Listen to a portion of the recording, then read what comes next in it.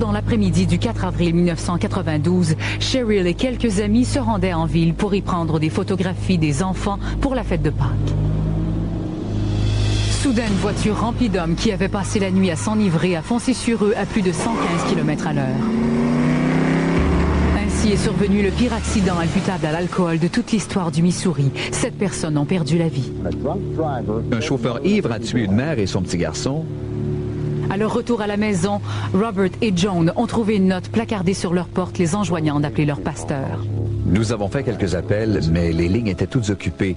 Nous n'obtenions rien sauf le timbre engagé. C'est alors que nous avons vu des lumières entrer dans notre cour. C'était notre diacre et il nous a informés de la nouvelle.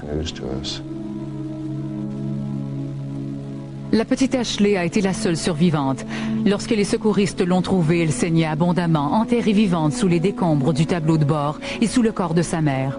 Elle a dû être héliportée jusqu'à l'hôpital Columbia, à une centaine de kilomètres de là. Personne ne croyait qu'elle survivrait.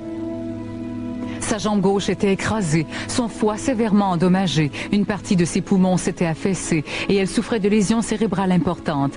Ashley a sombré dans le coma. Tout indiquait qu'on allait la perdre. La souffrance, le chagrin et la douleur vous frappent avec une intensité que vous ne pouvez imaginer. Ça vous déchire littéralement.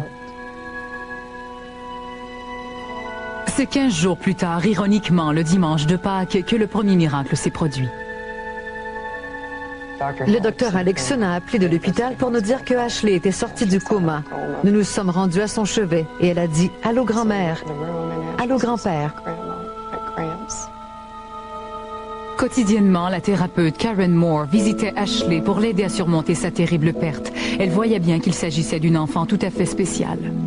La guérison était miraculeuse, non pas seulement parce qu'elle pouvait à nouveau parler ou reconnaître des gens, mais aussi parce qu'elle s'alimentait seule.